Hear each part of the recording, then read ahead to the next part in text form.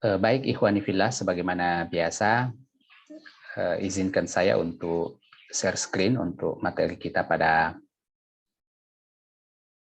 pagi hari ini.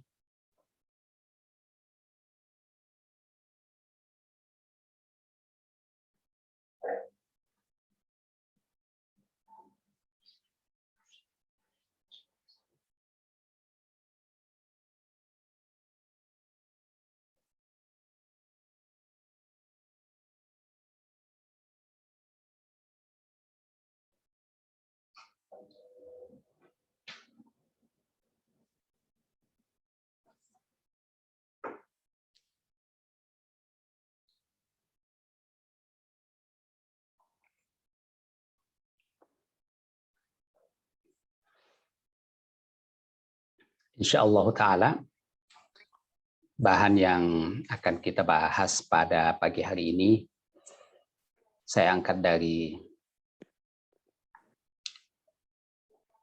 semacam buklet yang dibuat oleh Syekh Muhammad Shaleh Al-Munajjid, yang judulnya adalah 33 faidah atau manfaat terkait dengan bulan Muharram dan Asyura, yang merangkum inti dari kajian-kajian paling mutakhir terkait dengan bulan Muharram dan Asyura ini, dan disampaikan dalam bentuk yang mudah serta praktis, sehingga tentunya bisa kita manfaatkan secara cepat dan mudah kita pahami untuk kita amalkan dalam kehidupan kita sehari-hari.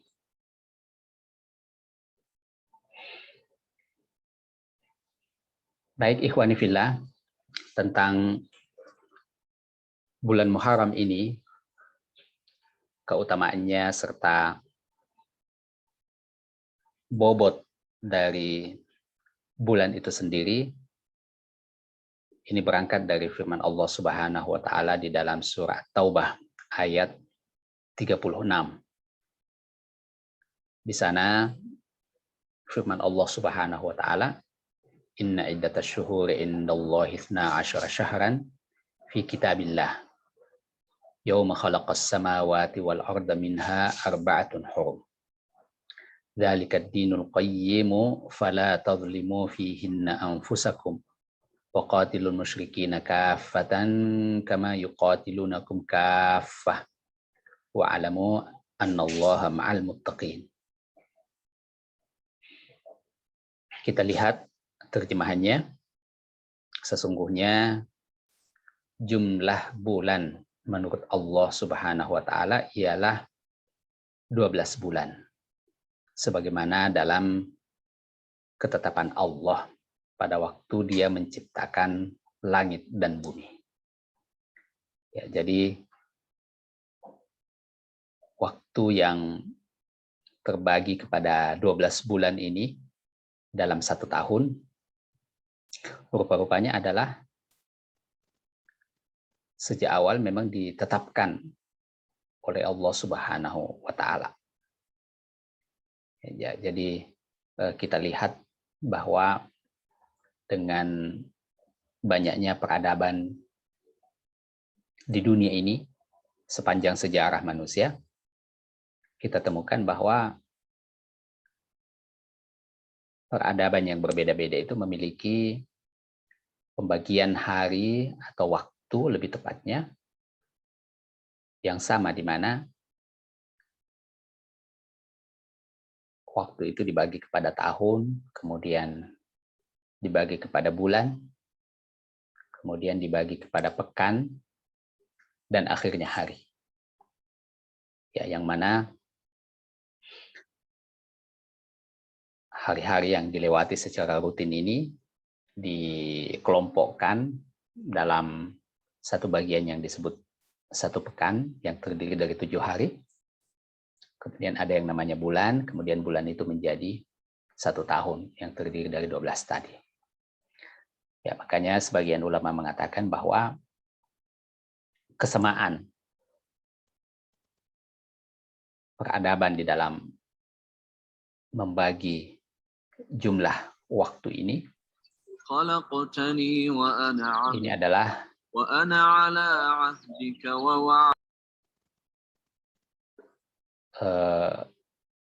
ajaran dari para nabi dahulu yang diwariskan secara turun-temurun dan menyebar kepada peradaban yang berbeda-beda itu. Ya, tentunya ini sangat mudah kita pahami apabila atau terutama ketika kita sadar bahwa manusia pertama dahulu adalah Adam alaihissalam yang merupakan hamba Allah Subhanahu wa taala yang bertauhid kepadanya. Kemudian anak cucunya yang pada generasi yang berbeda-beda itu pun Allah Subhanahu wa taala mengutuskan atau mengutus kepada mereka nabi-nabi yang membawa ajaran Allah Subhanahu wa taala. Sehingga sangat wajar apabila ada kemiripan-kemiripan pada umat-umat yang berbeda-beda ini karena adanya ajaran dan risalah dari Allah Subhanahu wa taala yang pernah disampaikan kepada mereka. Dan bahwa persoalan-persoalan yang menyimpang misalnya dari tauhid atau akidah dan seterusnya itu adalah hasil dari penyimpangan sebenarnya yang terjadi pada kelompok-kelompok masyarakat tersebut. Nah, kemudian di ayat ini disebutkan pada lanjutan terjemahnya, di antaranya ada 4 bulan haram.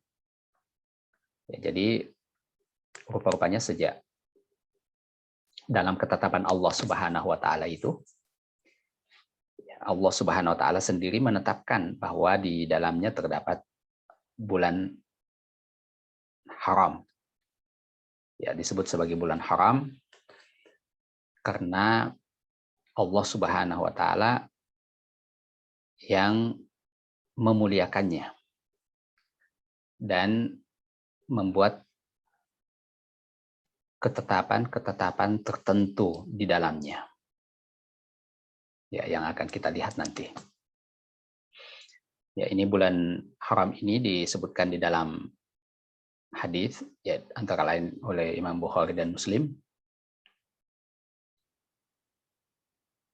di mana Nabi Shallallahu Alaihi Wasallam menyebutkan secara langsung nama dari bulan-bulan haram itu, yaitu Dzulqa'dah, Dzulhijjah, Muharram, dan Rajab. Ya, jadi Dzulqa'dah, kemudian Dzulhijjah, dan Muharram ini adalah 3 bulan yang berurut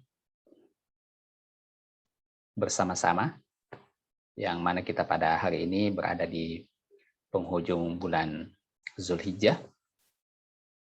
Sementara bulan Rajab ini terpisah, ya, ini sebelum bulan Ramadan. Ya, inilah 4 bulan haram yang disebutkan oleh Rasulullah Shallallahu Alaihi Wasallam yang tentunya menjelaskan dan menetapkan makna dari bulan-bulan haram yang dimaksud oleh ayat ini. Kemudian Allah Subhanahu wa taala menyebutkan pada terjemah ini, itulah ketetapan agama yang lurus. Ya, ini mengingatkan kita tentang senantiasa adanya petunjuk dari Allah Subhanahu wa taala bahkan di dalam menjalani kehidupan serta melewati proses waktu yang kita hidup di dalamnya ini. Ya, kita tentunya sebagai orang yang beriman bersyukur dengan hidayah dan petunjuk dari Allah Subhanahu wa taala itu, sehingga dalam kehidupan kita di dunia ini kita tidak terlantar dan kita tidak gamang, karena alhamdulillah ada petunjuk yang kita miliki yang menjadi pegangan bagi kita bagaimana menjalani kehidupan dunia ini. Maka janganlah kamu, kata Allah Subhanahu wa taala, menzalimi dirimu di dalam bulan yang 4 itu. Jadi ini yang merupakan keistimewaan di dalam bulan haram ini, yaitu selain adanya pemuliaan dari Allah Subhanahu wa taala terhadap bulan tersebut, yang itu berarti kita orang yang beriman memuliakan apa yang dimuliakan oleh Allah Subhanahu wa taala. Kemudian ada ketetapan di dalamnya agar supaya kita tidak menzalimi diri kita. Ya, tentu saja yang utama di situ adalah larangan untuk menzalimi diri sendiri dalam bentuk perbuatan dosa. Ya, larangan untuk melanggar perintah Allah Subhanahu wa taala. Ya, walaupun tentunya sepanjang tahun mestinya kita menjaga diri kita untuk terjerumus di dalam kebinasaan, tapi secara khusus pada bulan-bulan haram ini ada penekanan yang lebih supaya kita lebih berhati-hati. Ya, kemudian ayat tersebut menyebutkan perangilah dan perangilah kaum musyrikin semuanya sebagaimana mereka pun memerangi kamu semuanya. Ya, jadi kita lihat di sini perintah untuk tidak menyerah, bahkan membalas apabila ada tindakan aniaya yang ditujukan kepada kita, kepada orang-orang yang beriman. Kemudian firman Allah yang maknanya ketahuilah bahwa Allah Subhanahu wa taala beserta dengan orang-orang yang takwa. Ya, tentunya di sini mengingatkan kita bahwa seluruh yang terkandung di dalam ayat ini, ya tadi diingatkan bahwa pembagian waktu ini sebenarnya adalah petunjuk dari Allah Subhanahu wa taala yang merupakan ketetapan darinya. Kemudian bahwa di dalam waktu itu, bulan-bulan itu ada bulan-bulan yang secara khusus dipilih oleh Allah Subhanahu wa taala dengan keistimewaan tertentu, yang mana di sini disebut sebagai bulan haram. Kemudian di dalam bulan haram itu ada larangan yang khusus dari Allah Subhanahu wa taala agar supaya kita tidak menzalimi diri kita sendiri, tentunya dalam bentuk dosa dan kemaksiatan yang sebenarnya dilarang sepanjang tahun, tapi di bulan-bulan yang haram ini lebih ditekankan lagi. Kemudian perintah untuk melawan apabila ada tindakan kezaliman, ya utamanya berperang, yang disebutkan di dalam konteks ayat ini. Semua yang kita lakukan itu hendaknya diletakkan dalam kerangka ketakwaan kita kepada Allah Subhanahu wa taala. Ya, jadi ikhwani fillah, tentunya bagaimana merasakan keutamaan serta mungkin kalau saya bisa bahasakan sakralnya bulan Muharram ini. Ya, ini tentu karena sesuatu yang abstrak, ya, kita tidak lihat secara materi, maka tentu untuk sampai pada level itu ya memang dibutuhkan tingkat ketakwaan untuk bisa merasakan dan untuk bisa mengamalkannya. Ya, apalagi kalau musim-musim yang sifatnya ibadah dan keagamaan seperti ini, ya tentunya ini secara umum tidak disupport oleh kepentingan duniawi tertentu, apakah kepentingan ekonomi atau kepentingan politik dan seterusnya, ya sehingga betul-betul motif yang mendorong orang-orang beriman untuk mampu menyikapi secara benar, kemudian tentu saja beramal sesuai dengan yang diharapkan dari bulan Muharram ini adalah hal-hal yang terwujud berkat ketakwaan atau dorongan ketakwaan yang ada pada orang-orang yang beriman. Ya, jadi subhanallah, tentunya kita sebagai orang-orang yang beriman ya tentu bersyukur kepada Allah Subhanahu wa taala bahwa ya ini walaupun ini mungkin tidak didorong oleh pihak-pihak tertentu, tapi ya justru dengan itu mungkin kita merasa bahwa dengan tantangan yang ada ini, tidak adanya keterlibatan dari kepentingan-kepentingan yang lain itu, ya kita bisa lebih insya Allah taala lebih murni, lebih ikhlas di dalam beramal ini benar-benar karena dorongan ketakwaan kita dan harapan kita untuk meraih ridho dari Allah Subhanahu wa taala.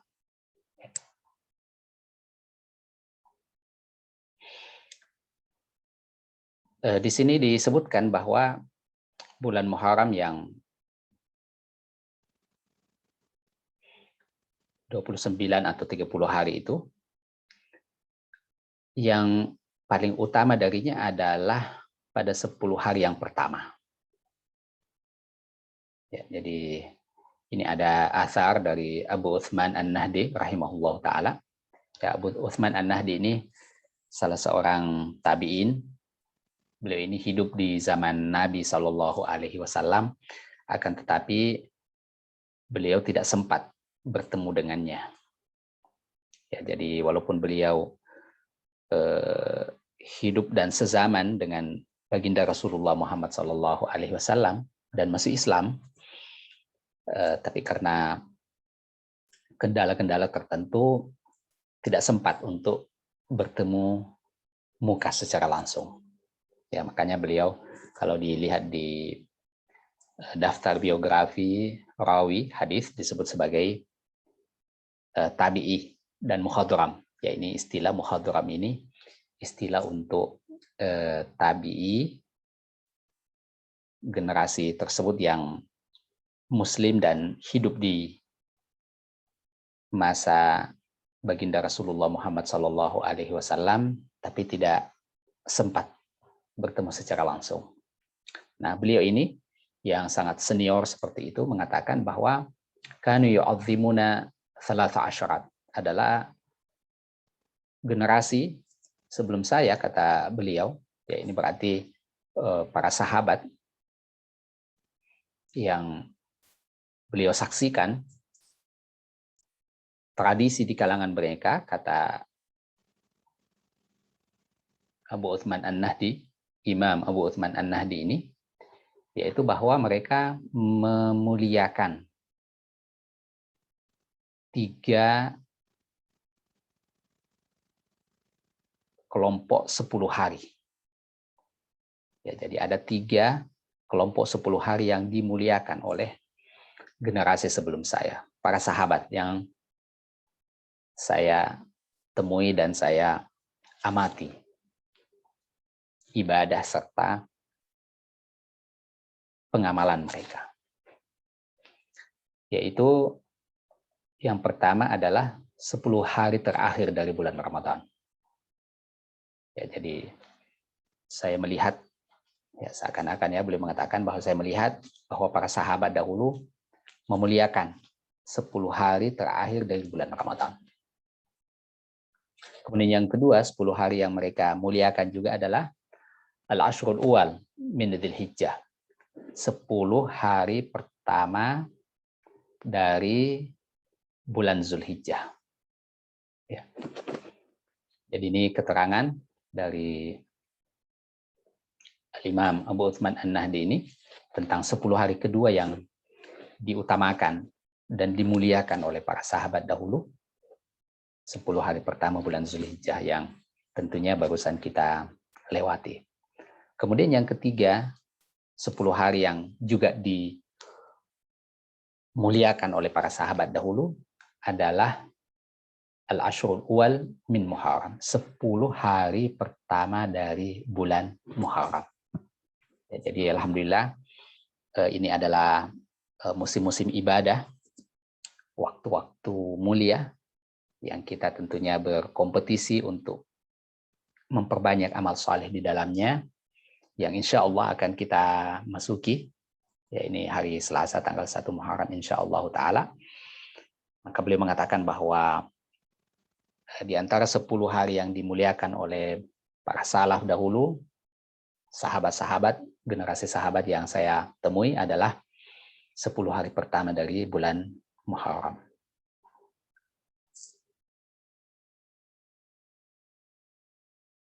Nah, apa yang kita lakukan di 10 hari pertama bulan Muharram ini, bahkan pada bulan Muharram ini secara keseluruhan. Nah, di sini ada hadis dari Nabi Shallallahu Alaihi Wasallam, di mana di dalam hadis itu Rasulullah Shallallahu Alaihi Wasallam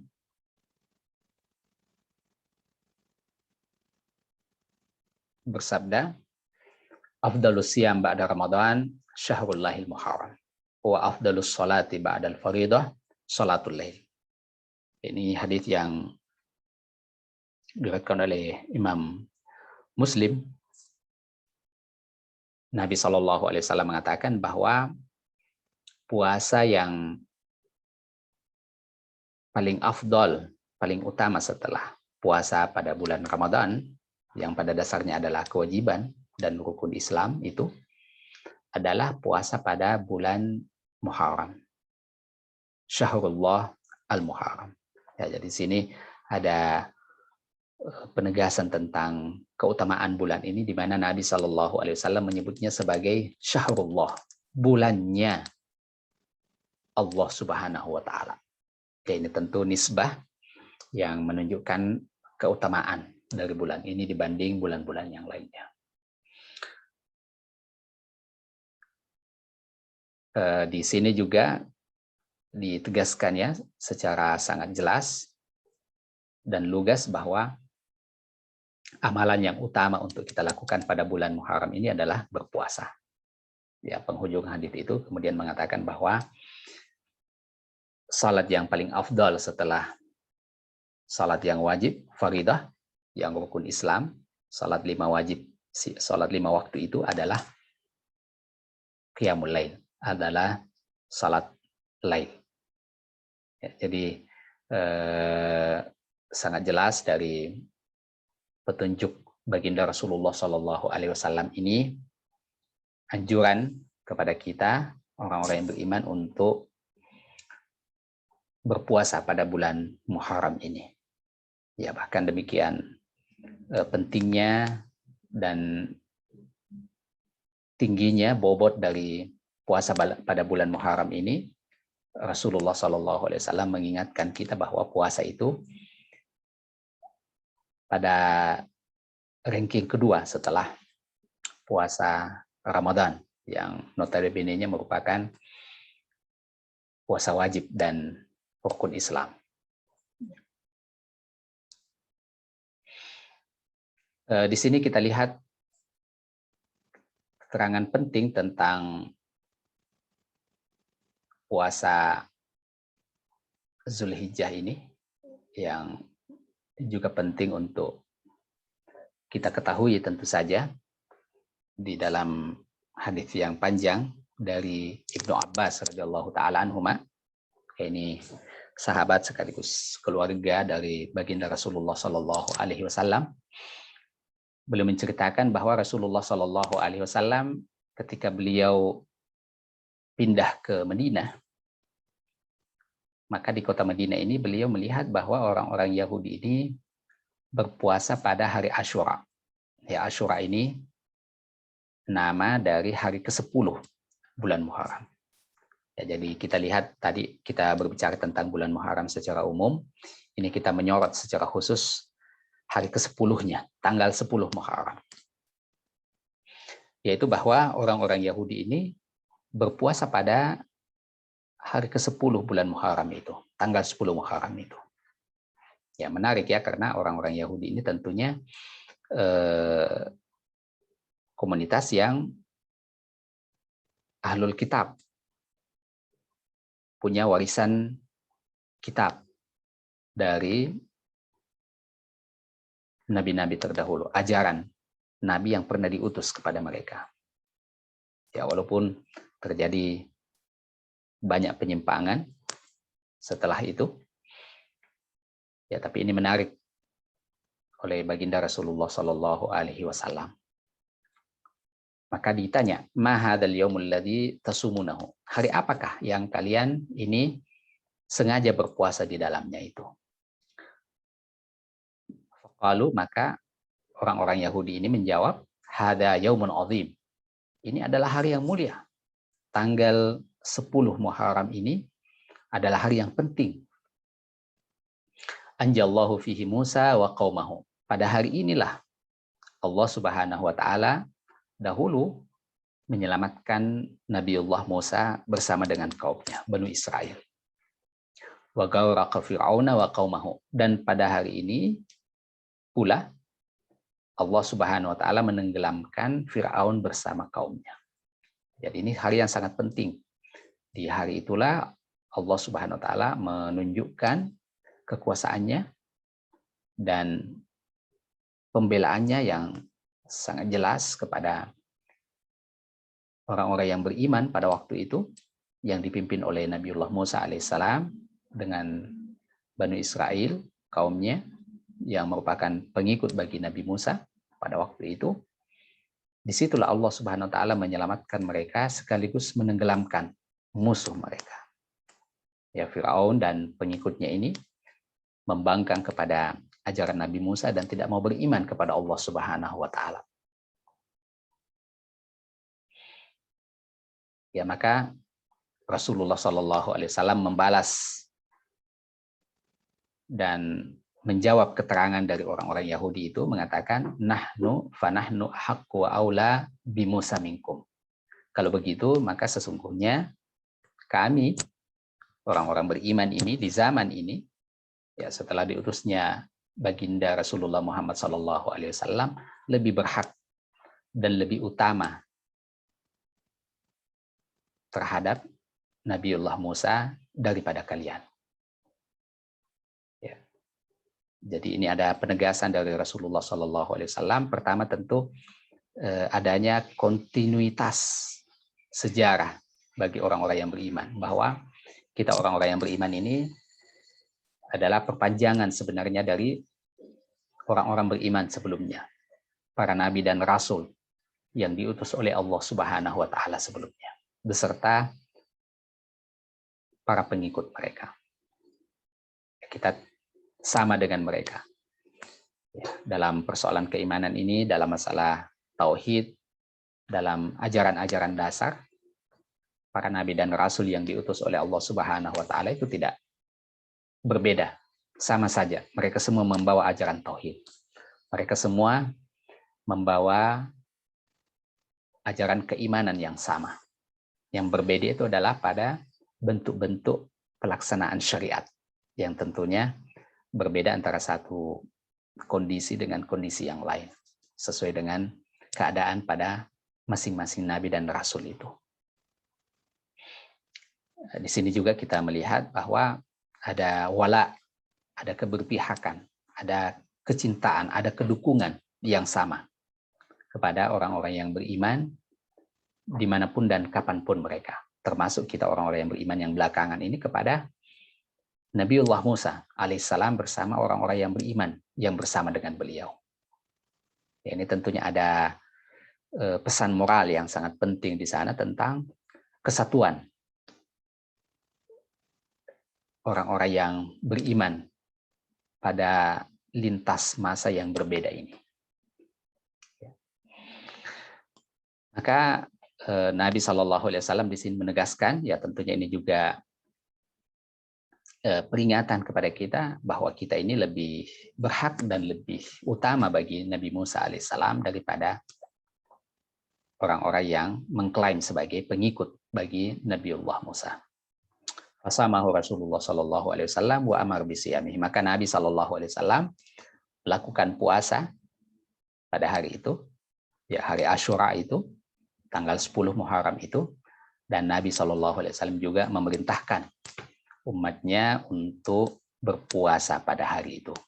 Ya, kita lihat keutamaan dari puasa Asyura ini, tanggal 10 bulan Muharram ini, dengan latar belakang historisnya dan nilai-nilai moral yang terdapat di dalamnya, pesan-pesan hikmah yang ada di dalamnya, kemudian amalan yang dilakukan serta juga dianjurkan oleh baginda Rasulullah Muhammad Sallallahu Alaihi Wasallam.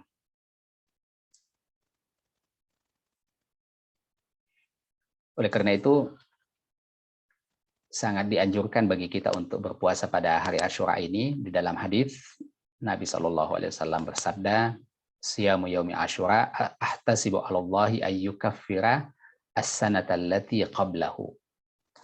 Puasa hari Asyura itu, kata Rasulullah Sallallahu Alaihi Wasallam, saya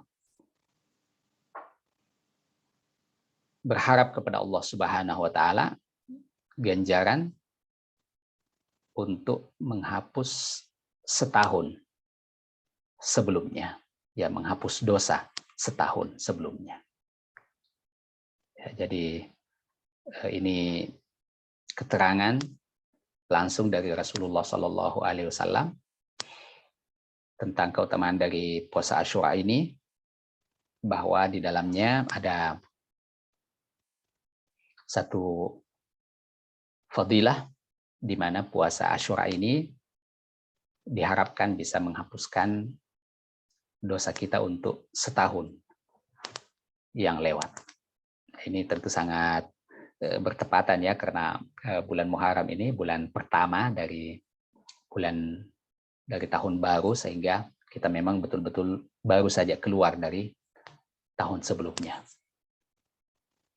Ini ada keterangan dari ulama yang dirangkum di sini, bahwa kalau orang yang melakukan puasa Asyura ini, kalau di dalam kehidupannya itu ada dosa-dosa kecil, maka ini akan menjadi penghapus insya Allah terhadap dosa-dosa kecil itu.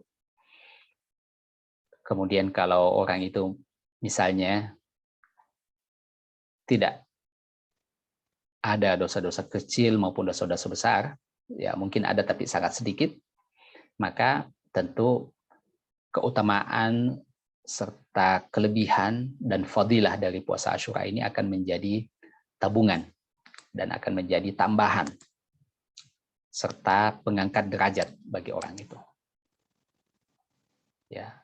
Kemudian kalau misalnya puasa Asyura ini dilakukan oleh orang yang melakukan dosa besar, maka diharapkan bahwa puasa Asyura ini akan meringankan dampak akibat dari dosa besar itu, baik di dunia maupun di akhirat.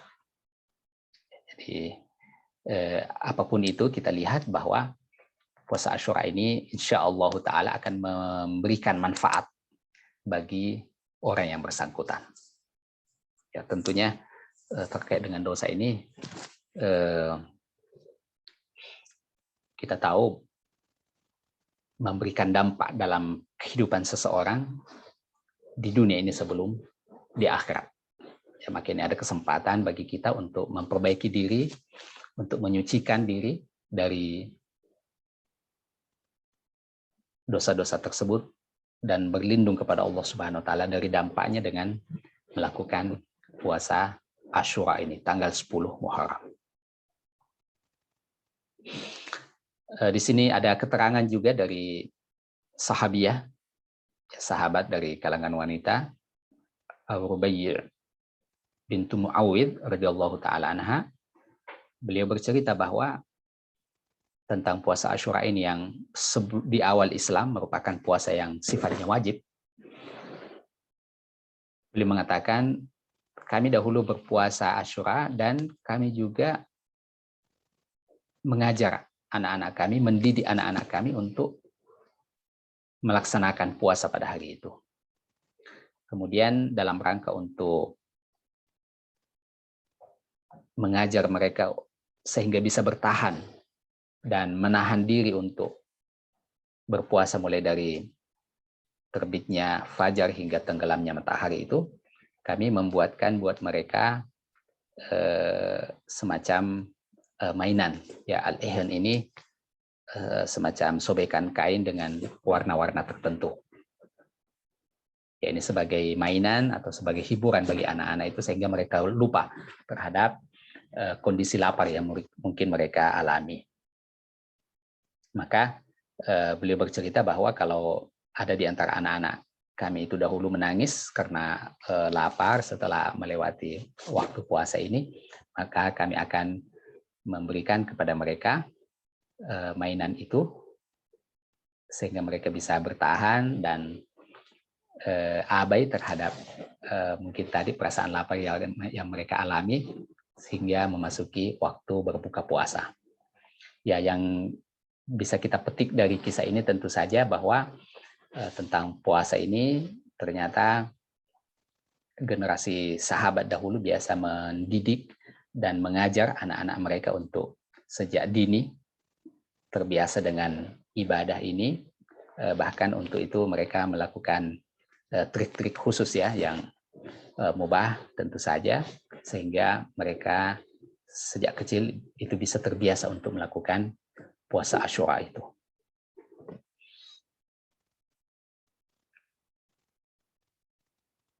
Kemudian kita juga dianjurkan, alhamdulillah, untuk berpuasa pada tanggal 9 sebelum tanggal 10. Ya, di sini ada hadis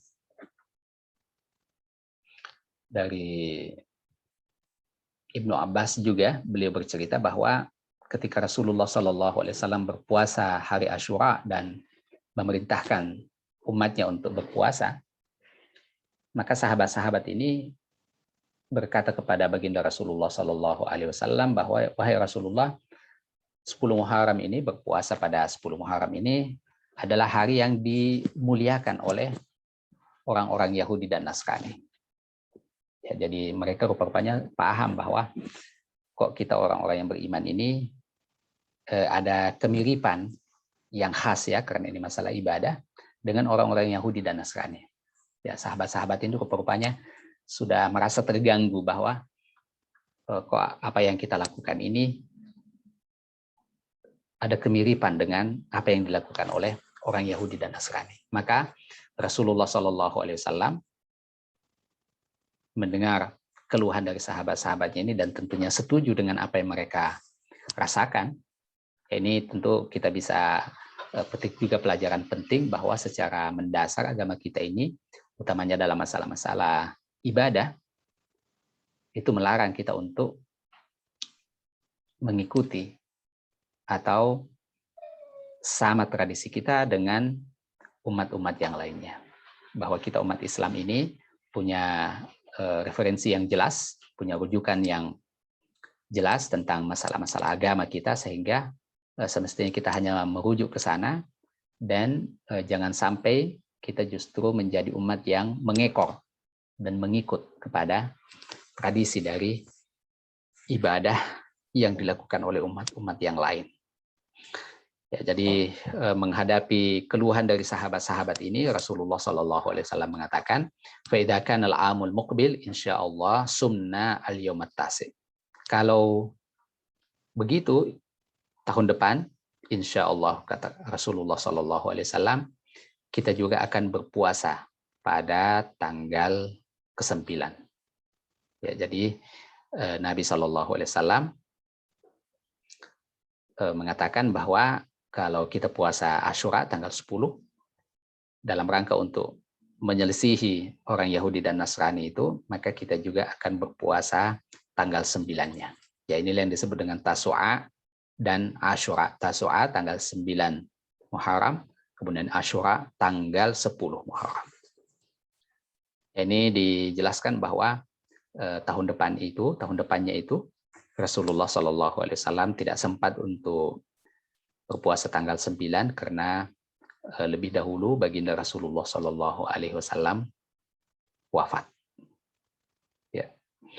Jadi ini menjadi keterangan ini menjadi jawaban oleh sebagian ulama yang mengatakan bahwa Nabi Shallallahu Alaihi Wasallam di dalam keterangan yang lain disebutkan bahwa puasa Nabi Shallallahu Alaihi Wasallam yang paling banyak itu adalah pada bulan Sya'ban.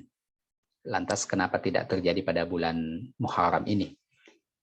Ya, sebagian ulama mengatakan bahwa keutamaan bulan Muharram ini yang sangat spesial itu nanti ditunjukkan kepada baginda Rasulullah Shallallahu Alaihi Wasallam di periode akhir kehidupan beliau.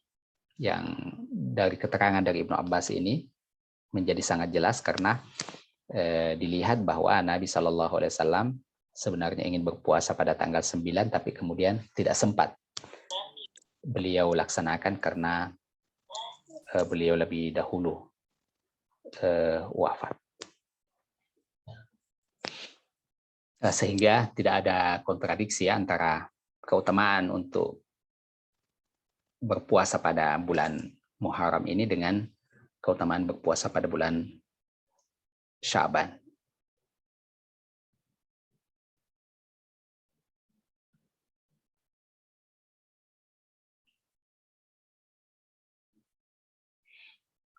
Oleh karena itu, sebagian ulama mengatakan bahwa pada dasarnya puasa pada bulan Muharram ini yang secara khusus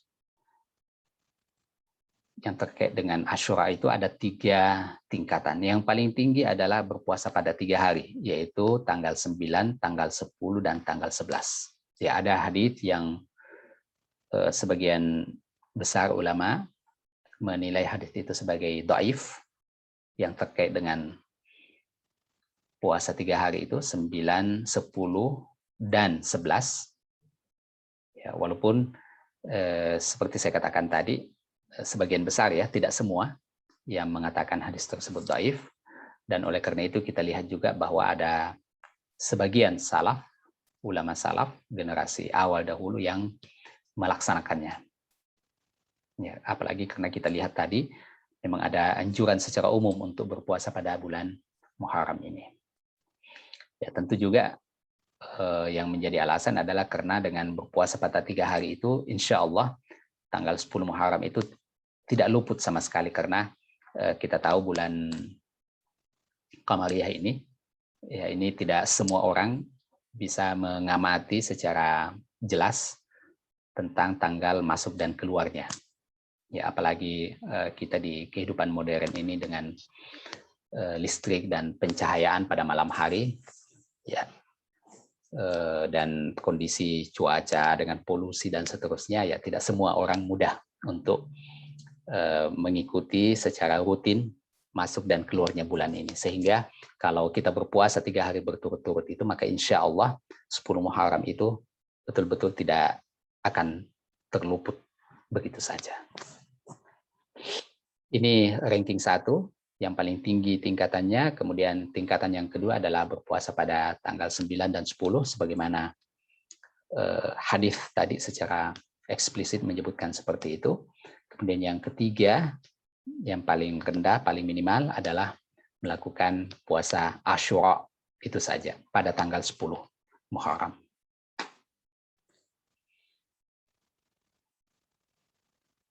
Kemudian ini ada satu keterangan yang sangat menghibur tentu saja.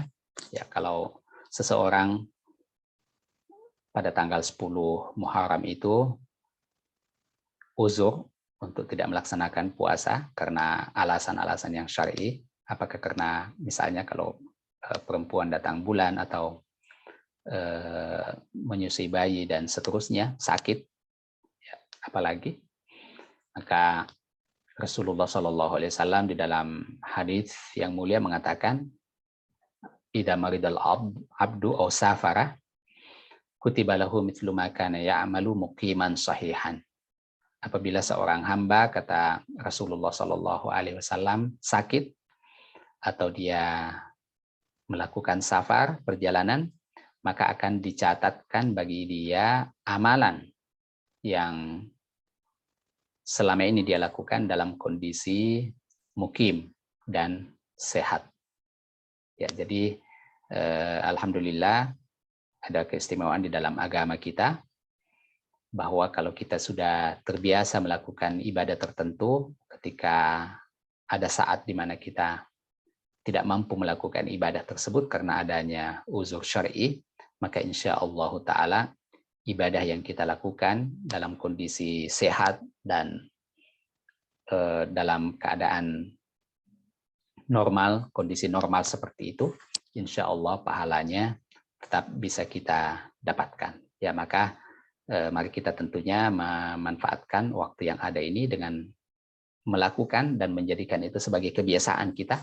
Ya, mudah-mudahan dengan kebiasaan kita itu kita tergolong kepada orang yang kalaupun tidak sempat melakukannya di masa yang akan datang, itu semata-mata karena adanya uzur. Sehingga kita berharap bahwa kita tetap tercatat sebagai orang-orang yang mengamalkannya. Ya, ini ada peringatan juga yang disebutkan oleh banyak ulama terkait dengan Asyura ini. Ya, ada kelompok yang menjadikan hari Asyura itu sebagai kesempatan untuk menunjukkan kesedihan yang ekstrim, ya, karena di 10 Muharram ini ada peristiwa sejarah yang sangat memilukan tentu saja dengan terbunuhnya cucu Rasulullah SAW, Al-Husain Ibnu Ali radhiyallahu taala anhuma, ya, yang tentunya siapapun orang yang beriman akan merasa sedih terhadap peristiwa tersebut. Yang akan tetapi mari kita lihat gambar besarnya. Pertama, bahwa kematian siapapun, bahkan Rasulullah SAW sekalipun, kita tidak dianjurkan untuk melakukan tindakan-tindakan yang keluar dari ridha Allah Subhanahu wa Ta'ala, termasuk tentu saja cucu beliau yang tentunya tergolong manusia yang sangat teguh berpegang kepada ajaran kakeknya, baginda Rasulullah SAW, sehingga tindakan-tindakan atau praktek-praktek yang ekstrim dan berlebihan dalam hal ini pasti akan diingkari oleh Al-Husain, dan sebelumnya sudah diingatkan oleh baginda Rasulullah SAW. Ya, di dalam hadis Rasulullah SAW mengatakan, "Laisa minna man darabal hudud wa syaqqal juyub wa da'a bid'awal jahiliyah." Tidak masuk dalam golongan kami, kata Rasulullah SAW, orang-orang yang sengaja memukul pipi, kemudian merobek-robek pakaian karena kesedihan, wa da'a bid'awal jahiliyah, kemudian menyeru kepada seruan-seruan jahiliyah, fanatisme jahiliyah, kata Rasulullah SAW. Kemudian yang kedua, tentu kita melihat bahwa kematian Al-Husain radhiyallahu ta'ala anhu bukan musibah yang terbesar.